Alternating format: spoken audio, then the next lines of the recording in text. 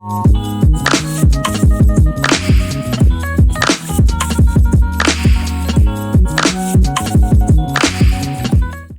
to the Haven Community Conversations, where we talk about faith, life, and everything in between. And tonight I am here with Ariel, Yeah. Barber, right? Yeah. It's been a while. I haven't seen you around on Sundays in a while.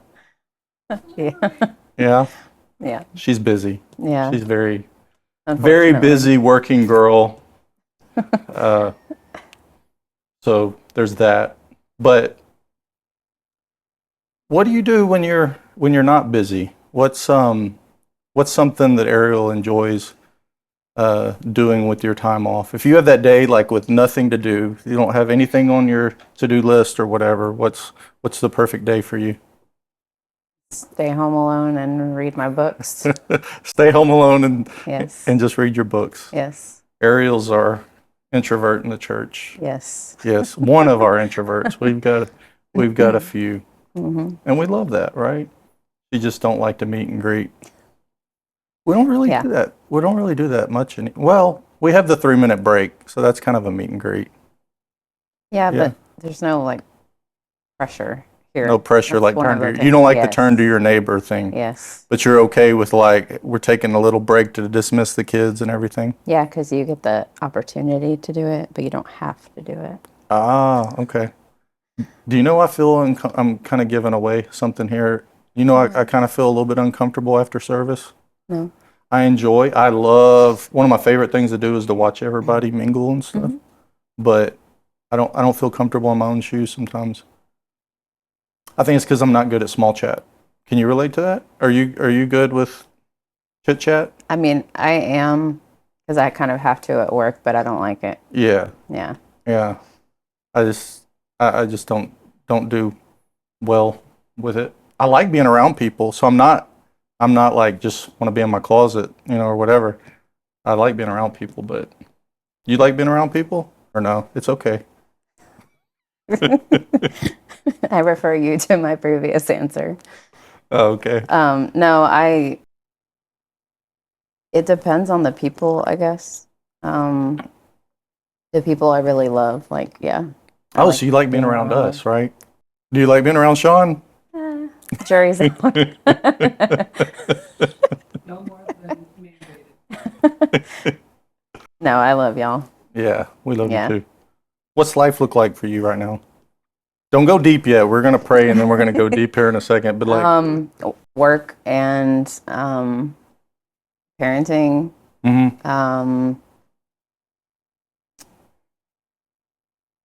Recovery groups and therapy and lots of like growth type work.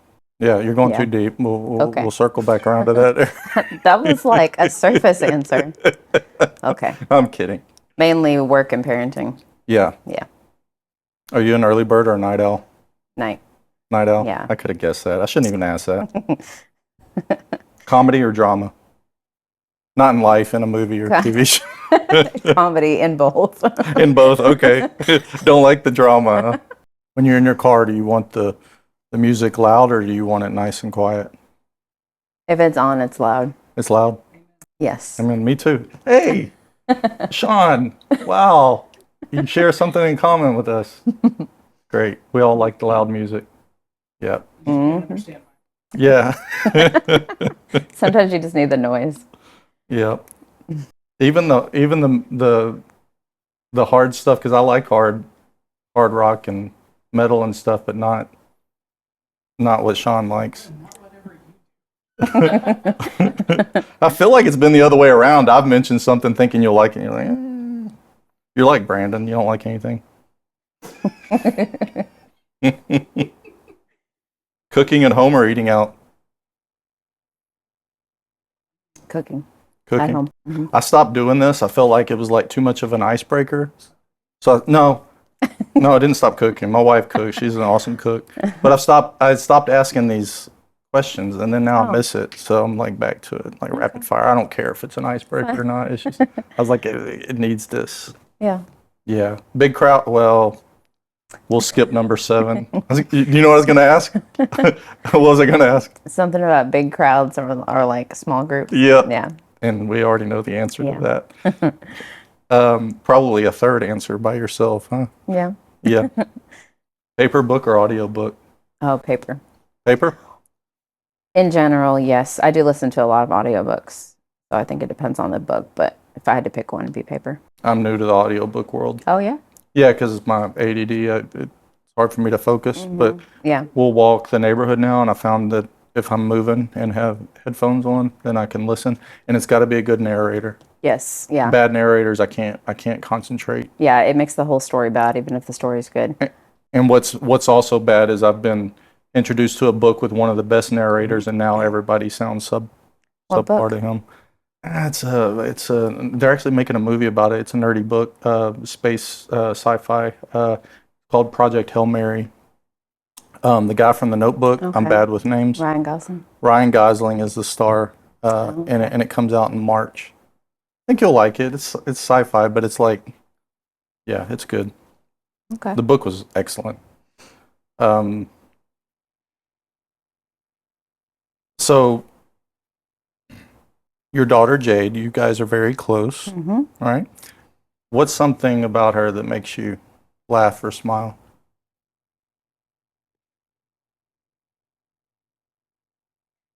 I guess just I mean, lots of things, but her sense of humor is what I'm thinking about. Like, she just has this way of like deadpan, maybe is the right word, but just like throwing the most absurd things out there in the most like serious voice and serious face. And Mhm. I die laughing, and then she's still she's still serious, like carrying the joke on. Dry sense of humor? Yeah. Stupid but dry? Well, I can't say that, but It's okay. I like stupid humor is some of my favorite. I love stupid humor, but You don't want I think hers is more like, witty? yeah, I don't know. She might describe it differently, but Yeah. yeah, she does make me laugh though. Yeah. Well, let's pray. Father, thank you for this time with Ariel. Yes, I do know her name. She's a blessing to our church and everybody who knows her, and to my family and to me personally. And just thank you for this time together, Lord, and just help us to be present with one another and with you. And we thank you for being with us. It's in Jesus' name we pray. Amen. Amen. Um, what was your background like growing up? In what way? Hmm? In what way? However you want to, wherever you want to go. Um,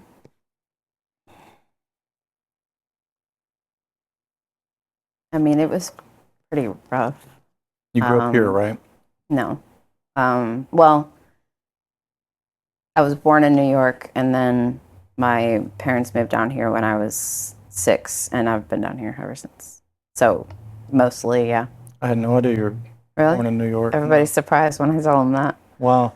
Okay, so you came here very early on. So no memories in New York, really? A little bit? I have a few, yeah. Yeah. But it was a lot of chaos, and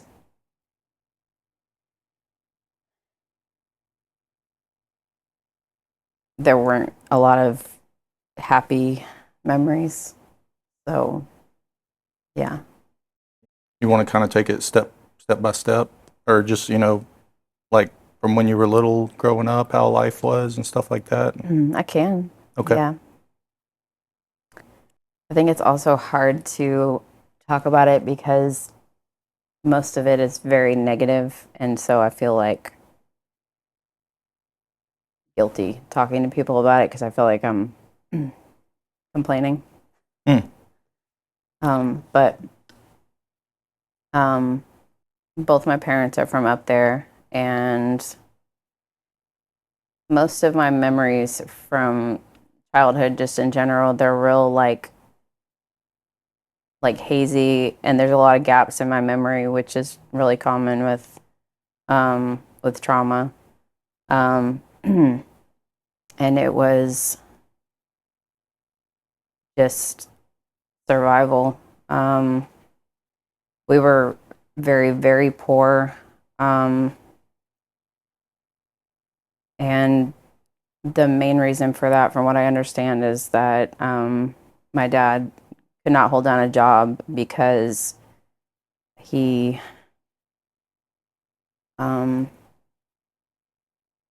he was very aggressive about trying to share God with people.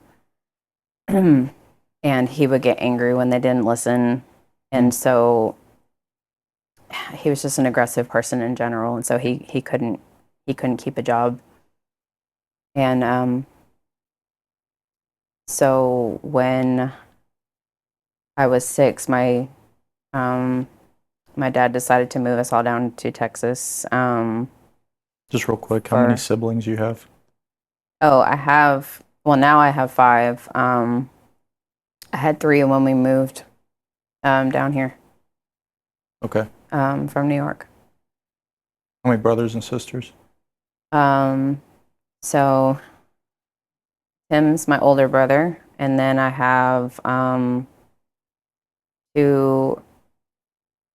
have a sister who's younger than me, and then a younger brother, and then 2 younger sisters. And then we had another brother.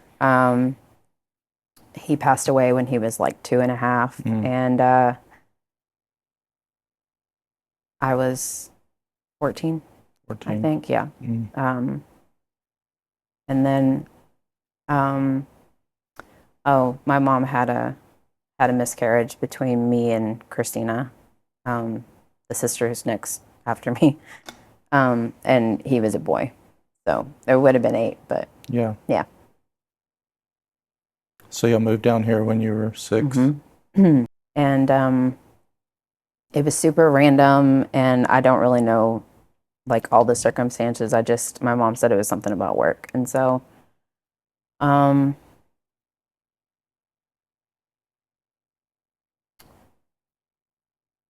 just remember we lived around like Willis and Conroe and New Caney, like that area for a while. We moved a lot. Like I don't have any idea like how many places we've lived. I just know we moved like constantly. Sorry, I just lose my train of thought sometimes. No, it's okay. So we got editing power. Yeah.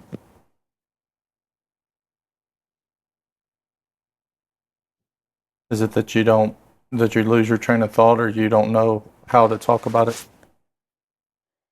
It's that the way that I think about it, I feel like it won't make sense if I say it like that, because it's hard to remember it like in a linear way. But you want to give a bird's eye view?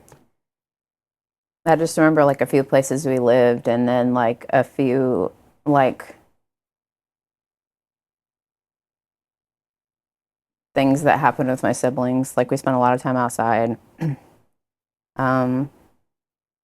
were homeschooled for a while. And my mom didn't work, so like she would be home with the kids, and my dad was, out working at whatever job he had at the time. And man, my poor mom. She was like really going through it, and I look back and I really don't know how she did it. Like I have 1 kid, and like parenting is a lot. And she had 7 until my brother died, and dealing with my dad and being as poor as we were. But she was a very kind and caring person, and she was like the sweet, peaceful spot in the middle of all the chaos. I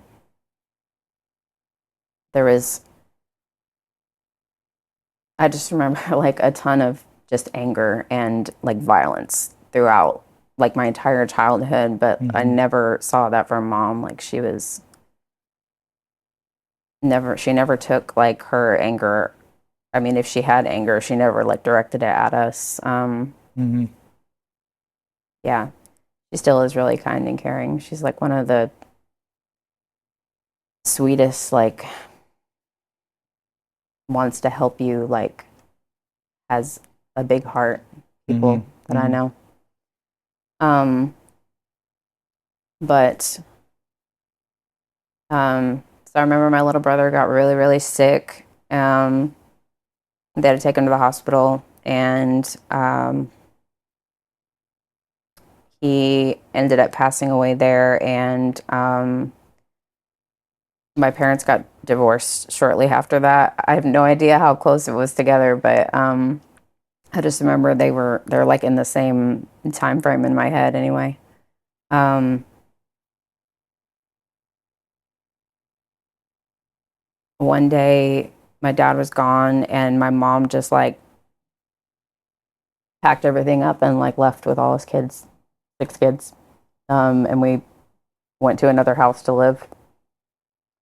And then I guess they went through the divorce process. And then, Mhm. so then at that point, um, my mom, she couldn't educate us anymore herself because she had to work. And so um, we went to public school, and it was a transition. How old were you?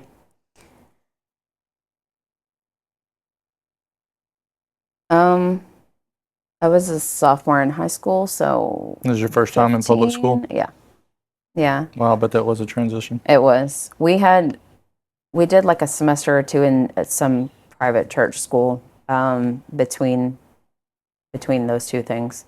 It was not a good experience. It was like way worse than public school. Mm. Um, but yeah, and then my mom met a man who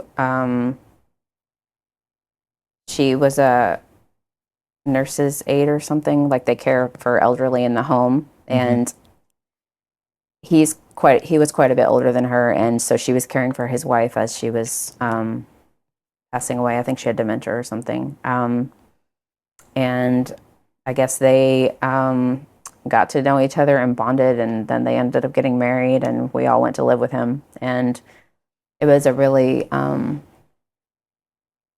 nice time, especially after coming out of all the other stuff. Mhm.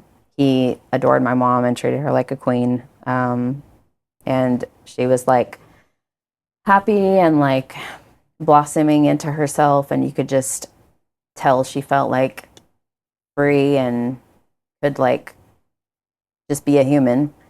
And I don't remember how long they were married. It was a while, but anyway, he got older, and old age set in, and I think he had dementia as well. Mm. And so she cared for him until he passed. And um, yeah. Um, in high school, I met Jade's dad. He was my first boyfriend.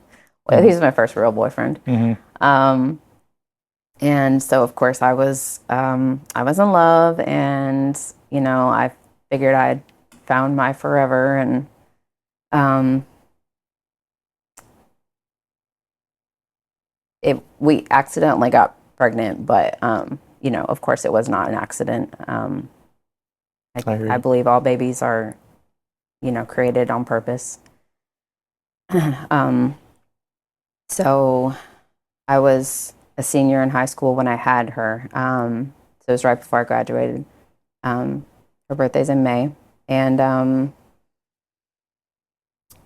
so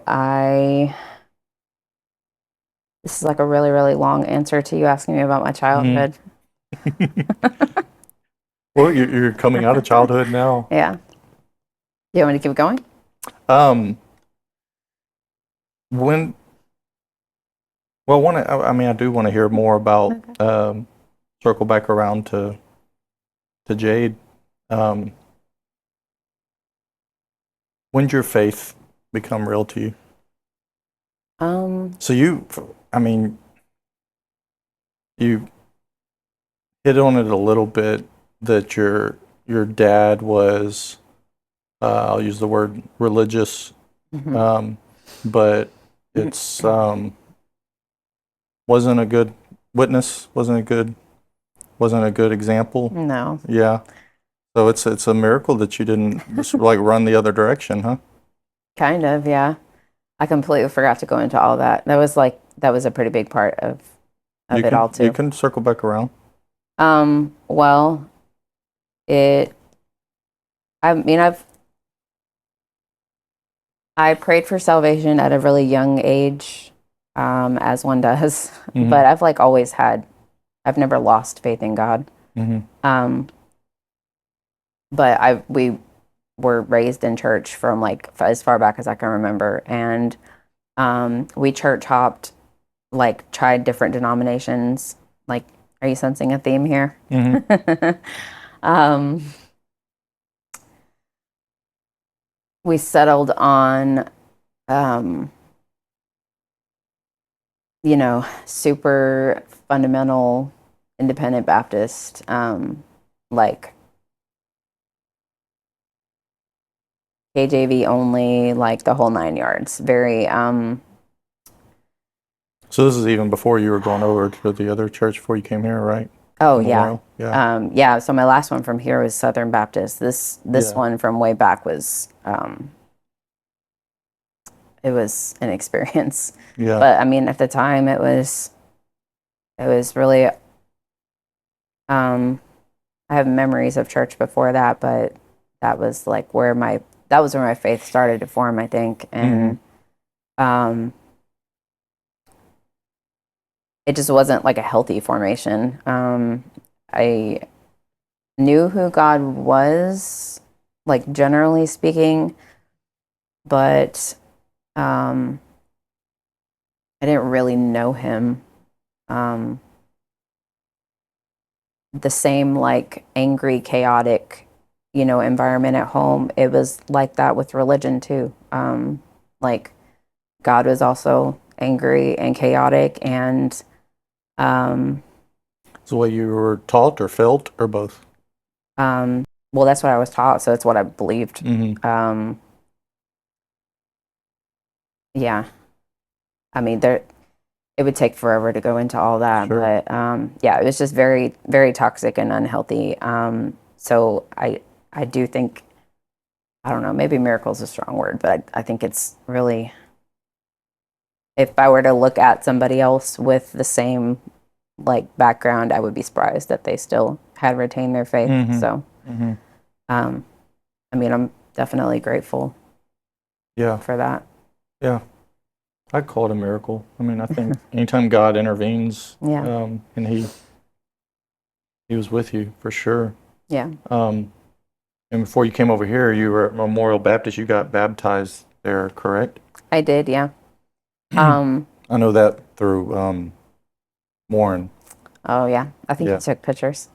Well, no, yeah, but he Mhm. would before you came over here, he would talk and say, "I've invited Ariel Really? over here," and yeah, and Oh. my friend Ariel, Oh. and he talked Yeah. about. Again, I know you said that you were saved as a little girl, but he I don't know, he was talking about a life change that he saw in you. He talked about your baptism and stuff. Yes. So, like, for a long time, I thought of that as my salvation because, like, I had kind of wandered, I guess, like as a teenager and then into young adulthood. And so Jade was like almost 4 at this point. We're at this church, and I think it was more like God calling me back to Him. And so now I think about it as like the day that I recommitted to God.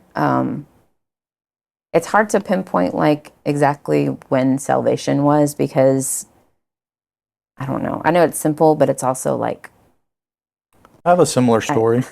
I think it's very good to have, to think about a time when you became born again. But I do think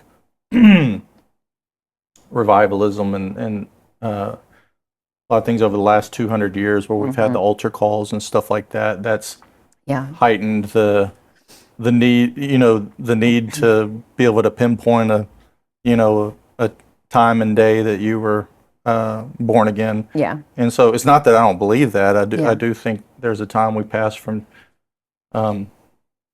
darkness to light, but I think that's kind of heightened. I think there's a lot of people that don't know when that is. In fact, you're speaking to one. So Yeah. I had a similar story. I was raised in church with my mother, because I was afraid of like constantly losing my salvation. Yeah, I don't know how many altar calls I was a part of. Yeah. Same. But I think the altar call before I got baptized, I think it was at Lakewood before Joel Osteen. Oh, okay. It wasn't our regular church. We were there for some kind of, right, probably like a healing service or something. No, in my background, Yeah. And so I went forward. And that's a long way to go forward too. Even back then, it wasn't at the where he's at now, but it was still a big church. Anyways, so I went back to my home church and got baptized. But in 2004 is when I was carrying some stuff around, and I won't go into my testimony, but that was when, I repented of some stuff, and I had the same thing for a while. I was confused. I was like, was I just saved then? Or, but I think I was a child of God as a young boy. It was just God really dealt with some stuff in my life. Yeah. Similar, maybe? No, I actually really hadn't gotten to the point where I was like God started to deal with stuff. That came later for me.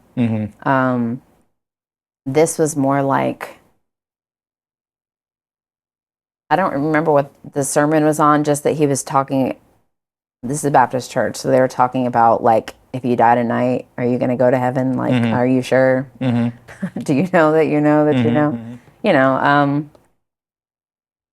I just felt like a ton of conviction. Like, I mean, it was intense, and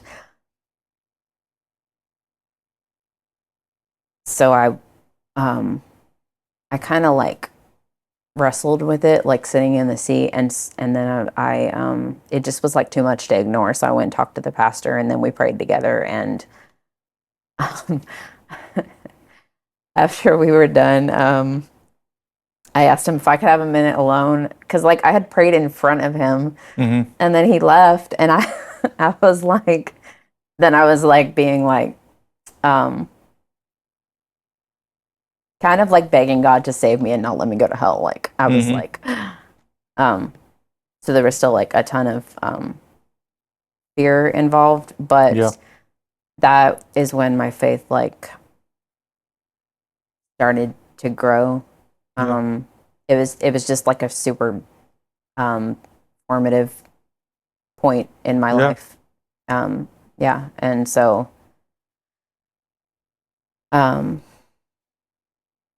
we were still at that church for I think a few years, but I started looking for a new one. It just felt like it was time, and then Warren invited us here, and that was like nine years ago. Yeah, it has been a while. Yeah, I think were we upstairs when you first came? No, we were in the single. Okay. Yeah, I remember that. That one. Yeah, just the one room. Yeah. Yeah. Actually, it was this one. Oh, okay. Yeah. Yeah. But you remember us moving over there. But yeah, it was this one, and that was the children's area. Yeah. What was your first impression? You can be honest. I'm trying to remember. I really don't remember. But I mean, it must have been good, because we've been coming ever since that first day. And I remember, I don't know if this was the first day or it was one of the first times we came, though. I struggled a lot with like, I still do sometimes, just getting irritable and like angry, and then just like, not controlling that and taking that out as a mom. And I was just like racked with guilt that morning for like another one of those mornings. And so Courtney was sitting up at the front, like on the right side, and I went up to talk to her, and I asked her to pray for me, and she just responded with like so much love and compassion, and she prayed for me, and I just like that's the first like solid moment I remember from this church. So I think I could tell in my spirit it was a place that was safe and there would be a lot of grace shown, and that was super new to me. So I don't remember my thought process at the time, but I'm guessing that was probably like a big relief to my spirit. Like I think of this place as like home. Like people use the term church family, but that really is what it feels like to me. I feel like I belong here. Like these people they are like family to me. And I think that sense was just like with me from the beginning, and it stayed the whole time. Like I've never wanted to leave here and go find another church. Like it's always just been like, this is my place. I love it. Like I've never had a church like that before. It's cool. I love it. That's awesome. Yeah. Like growing up, I didn't want to go to church. I used to pretend I was asleep, and it worked sometimes. Other times it didn't. My mom would wake me up, or I'd feel guilty. I've always had a weak conscience, and I would go to church. But there was Freedom Fellowship, our first church after marriage. It felt like it was home. And then when I went to Life Spring, the first church I pastored in, it felt like that. And so I think what we're doing here, God used my experiences in those two churches to what we're doing here. But man, it's awesome. I'm so glad we're family. That's why I was saying earlier is like after service, even though I might not always feel comfortable, I love it. But what I love is I wish I could just like blend into a corner and just watch everybody, because I like everybody just hanging out, until Joseph plays closing time and is trying to get everybody out of the space. So that's awesome. Well, obviously you've been through a lot of ups and downs in life, and I'm sure you're just hitting the iceberg, the highlights of it. But how have you seen God's hand on you in those times? Well, it's taken me a while to see it like this, but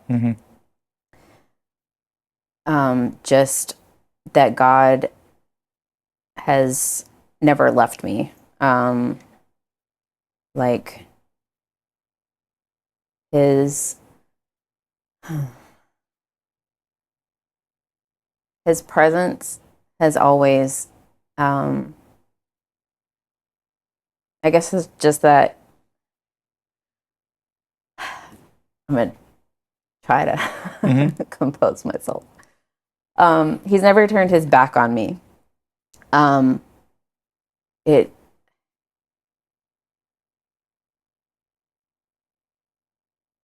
There's always been like a lot of fear associated with God for me. Like even after, recommitting to God and then like actually starting to grow in the faith,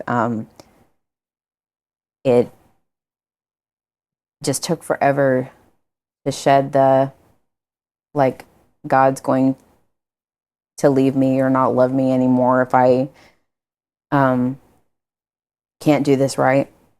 That whole struggle. But now like I look back and I'd see that God, not just that he was always there, but that he was always like his face was always like turned toward me. And like sometimes of course I would distance myself or try to run away. But God was still there, like always, like no matter what, like when I was ready to like come back and get closer, he'd always be there. And I've seen that when I take like the tiniest little like step of faith, I guess, or just the smallest gesture of like wanting to be near to God, he responds in like this big way. Like, I'm not talking about like crazy, um, like supernatural manifestations. I just mean that um, he just shows up to me, like whether it's in scripture or through his people, or I just that I think has become the most meaningful thing to me as a Christian, because um, just fear of abandonment has been this huge, huge theme through my whole life that I'm like just now in the past couple of years starting to unpack. And you can imagine like how that would impact your faith. So, yeah. Well, you know, mental health has been a part of your story. hmm And so how's your faith intersected with your journey there? A lot of it has been wrestling with, why did God let this happen? That's a super common theme. Um, but most of the stuff that I am dealing with as an adult, um, I'm pretty sure most of it's not genetic. It was caused by childhood trauma, and so wrestling with the God has always been there, but he also allowed, horrible stuff to happen that I now have to deal with the effects of, and nobody can deal with them for me. Like, I have to work that out with God. That's been a big part of it.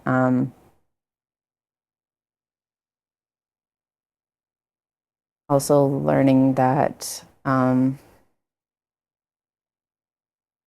God really shows up in our suffering, and for some reason that is, at least in my experience, that the times of my deepest suffering have been the times where I've gotten to know God in the deepest ways. Um, that's where I learn new aspects of his character, and I think he revealed himself in ways that I may not have been able um, to know if everything had been good. Um,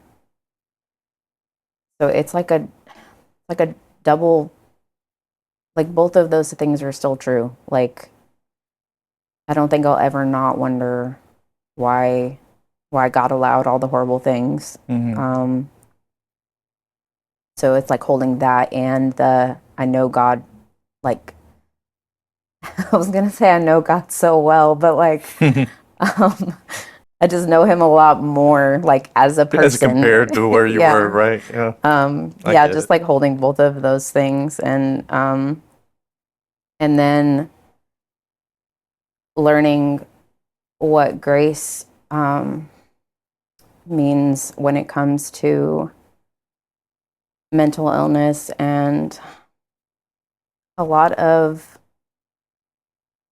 the things that people can struggle with as Christians. It just looks like, if you don't know their story, it just looks like they're just sinners, um, because they're still in these like ways of living or behavior patterns that that a Christian who's walking with God should not be in. But it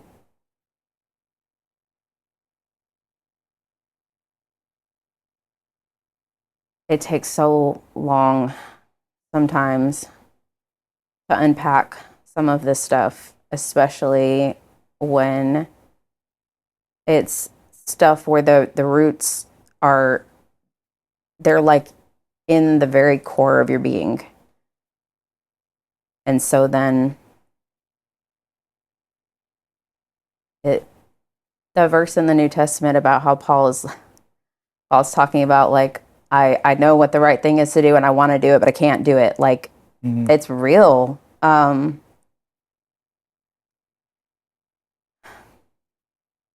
don't know how I got off on that, but No, that's you're good. I was going to tell you preach. I think you're hitting on something important there. it's really hard. It's really hard to be honest about what you're struggling with in church, even in like really grace-filled churches sometimes, because people expect to hear the crap that you're going through, but then you have to like, as you're acknowledging it, you also have to be like at the point where you're like, I'm ready to turn away from this completely and move on to be better. And it does not, God can make it work like that, but I've found that he often just like lets us wrestle through stuff, even when it's stuff that he hates to see us doing, because I think that's just part of the sanctification process is God helping us, or sometimes just letting us, if we're trying to do it on our own, wrestle through our stuff. And It's really good, Ariel. so I haven't shared this with very many people, but I've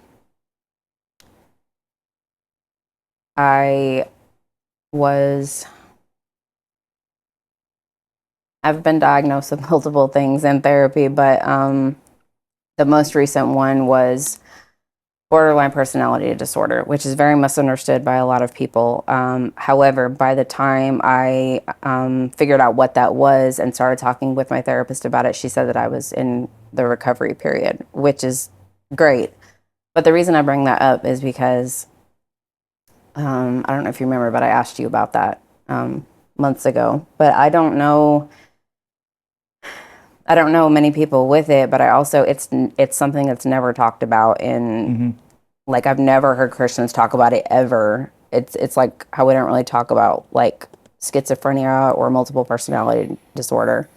It's basically just mine is severe emotional dysfunction, which of course comes out of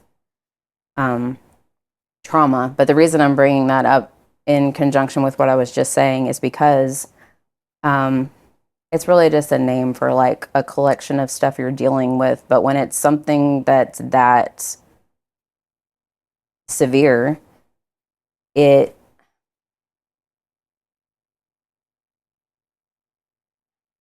don't want to say it controls you, but you're operating very dysfunctionally. And our emotions drive so much. Like, I think that's how God created us. So when those are severely dysfunctional, it makes your life severely dysfunctional. And it causes a lot of like sinful behavior patterns and I don't know. I guess I'm just sharing that because like I want that kind of stuff to be more talked about and people to know that it's okay if you like really cannot stop doing this one thing, or you just cannot like stop struggling with fill in the blank. Like, we know that God understands, but it goes deeper than that. Like, it's not just that like he understands and like he's just waiting for us to get to the point where, you know, we're mini Jesus walking around on the earth. Like, it's God is so much more like deep than that. Like, he's I think it's just become a comfort to me to know that like God knows all of the faulty ways that I'm wired, and to see him like helping me unravel all of that, like just a little bit at a time, and him being so like patient with me the whole time. And of course there's like fatherly discipline involved, I think. I don't really have a good grasp of what that looks like with God, but I'm just saying that like of course I know that God's not like pleased with everything, but it's just I think that's why learning that God's like always there, just like it's always meant a lot to me. But like the farther I go on and like see I see like what more of a mess I am the farther on I go. But I also see like more of what God's doing, and him like wanting to like look at me and be near me the whole time, with him knowing how deep the mess is, you know, way more than I do. Like it's just, I don't know. It's like something that you cannot overstate the like wonder of, to me. It is amazing. Yeah. I wish that there was a way to like impart that to people, but that's the Holy Spirit's job. Well, it's kind of like you were saying, you know, people, maybe you didn't use these terms, but people project their experience, you know, onto you or whoever, you know. Maybe they went through a, you know, either they went through an overnight experience, you know, where, you know, things were changed. I think sometimes people kid themselves. They get transformed in a sense, but we still got to renew our minds, you know. Yeah. That takes time. I think sometimes Christians can be naive about that. Not that we can't be, you know, miraculously delivered from like alcoholism or drug addictions or whatever it is. I wholeheartedly believe that that can happen, but I think either sometimes people want to project their experience on others, or B, they haven't experienced those things and they can't empathize. You know what I mean? And so they mean well and try to fix, and you know, they're broken too. Yeah. But I was thinking, like, as you see, you know, you see people that are hurting like you or struggling like you, and you want them to understand. But I guess kind of like you were saying, God's got to take you through your journey. He's got to take them through that as well. But I think there's a lot of wisdom in what you said. Yeah, there's positive ways to look at things. There's, you know, I was just telling the church, I think it was this past Sunday, like for me, when I'm depressed, I don't think it's chemical. Like, but I realize that with some people it is, right? But with me, I know it's like it's a perspective thing. You know what I mean? And I've learned tools like through faith walking, and I'm sure with you with Regen, you know, I've learned tools to work through that better, to get that dark cloud out of Scott's head. But, you know, I'm not always quick to do that, and sometimes it doesn't happen, and sometimes it takes a while, and at one time I didn't even have those tools. You know what I mean? So again, all that to just say, like, different people are on their own journeys, and we're all at different places, not even on our own journeys, not only at different, I don't want to say levels, but you're just in different places, you know? And so we're all different. And I think God is the only one who knows, well, I know God is the only one who knows you inside and out, right? And thank God, like, as you talk about all these things, is like, thank God is like, he's the one that knows you inside and out. So we really can't judge, you know? And, you know, we're broken. I can't say I haven't judged or projected, you know, or tried to fix somebody in the past. But yeah, I think it's just a good lesson, a good call for us to step back and show, you know, practice some empathy I think, and saying there's things that we're not in their shoes. We don't understand. You know what I'm saying? So I'm glad you shared that and kind of unpacked all that. I think we need to hear that. You know what I mean? I think in counseling, one of the biggest things for me, and then I'll shut up because it's not about me, but like one of the biggest things for me that I got out of faith walking that empowered my counseling is not feeling like I have to fix people. Yeah. Yeah, because I felt like, and as part of that was wanting to be responsible for people and not just to people. And so I felt like it was my job to wrap a bow around it. I wouldn't have worded it like that, you know what I mean? Yeah. But like if you're talking, I've got to make you feel better by the time you leave. Yeah. And now I realize, no, I don't. You know, I just got to give you space and listen, you know, and then, you know, maybe mirror back to you things that I see and you know, there's a space for advice and stuff like that too. But good word. Thank you. That was good. I'm glad you shared that. That's things that we need to hear. I got just a few more questions. Okay. Who are the people or voices that have encouraged you on your way?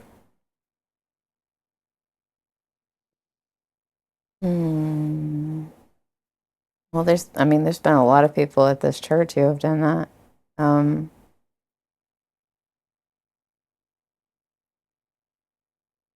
When I was little, it would be, there were like a few older people at church who were just like,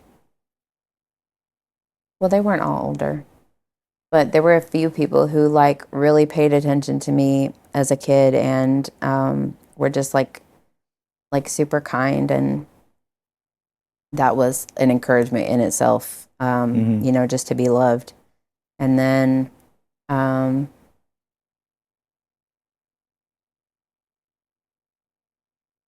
getting older, I'm trying to think of like people in the like middle part of my life thus far, but I think it's really just been like people here and there, mainly in my church communities, who God placed us in each other's paths, and for whatever reason, they were the voice that stuck out to me. And then coming here, I don't know every single person here super well, but I mean, I know you and Courtney pretty well, and Luke and Katie. I think y'all have all been impactful voices in a good way in my life, and other people too. But I was just thinking, I don't think I've had so many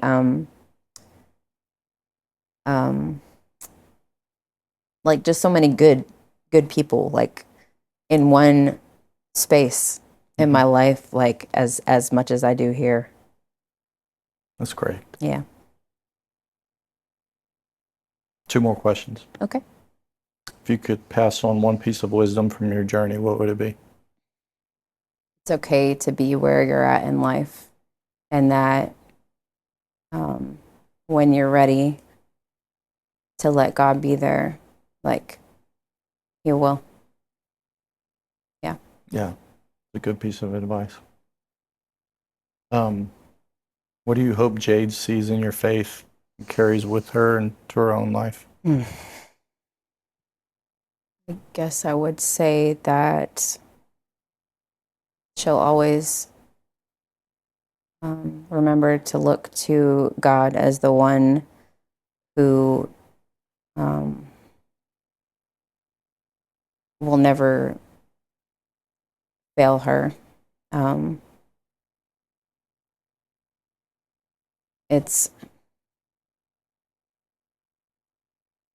I know it sounds, it's one of those like cliche things, but like really though, I think we do think of God as like failing or disappointing us sometimes, but really when you get down to the heart of it, like just that God is the one who will never, you know, never fail her, and that relationship is like the one that is going to carry her through life. I hope that she gets that from me, but I hope that that's something she takes with her to throughout life. So circling back to the perseverance question, I said, he does it take you kicking and screaming? You said no, that's not it. And you were thinking, is it that God has persevered with you? I don't know, because I think of perseverance like a struggle, like you're like walking against the wind in the storm or something. Yeah, yeah. I'm not thinking in those don't know. terms. I'm thinking Well, how more do you of, define perseverance? well, there are winds and storms. So I'm not saying it in terms of God putting up with you, like, oh my goodness, Ariel, come This on. again. Oh wow.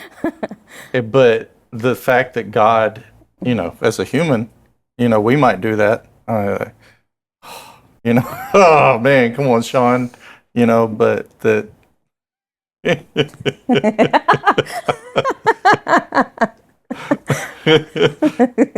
But the God isn't like that. Mhm. That that He's been long suffering with you. Mhm. He loves you, and He's saying, here I am. I mean, like the father of the prodigal son. Yeah, I was You just know what I thinking mean? that too. I Yeah. mean, that can be perseverance, right? It's hey, I'm still here. I'm not going anywhere.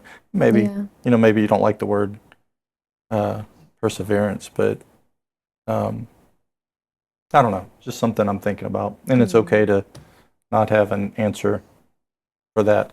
I've just kind of thought about the theme of what you've been talking about as my mind keeps going back to just it's beautiful that God has kept you. I guess that's what I'm saying is like God has kept you with Him Mm. throughout your whole life, despite like you've been handed a pretty tough hand in some regards. You know what I mean? Mm. And that's affected you throughout life, right? Mhm. Yeah. Yeah, I guess it really is about like God keeping you, rather than us having to like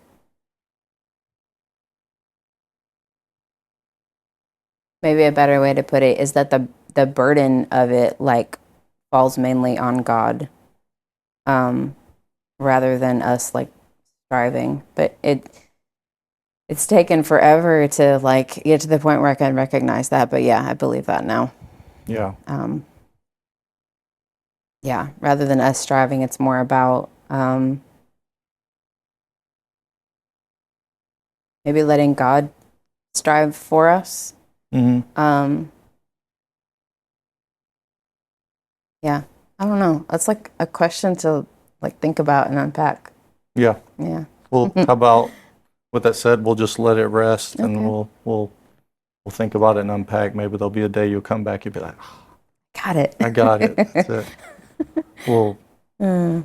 Ariel, you're a wonderful mother. You're a wonderful friend, and I'm so glad you're part of our family, and we love you.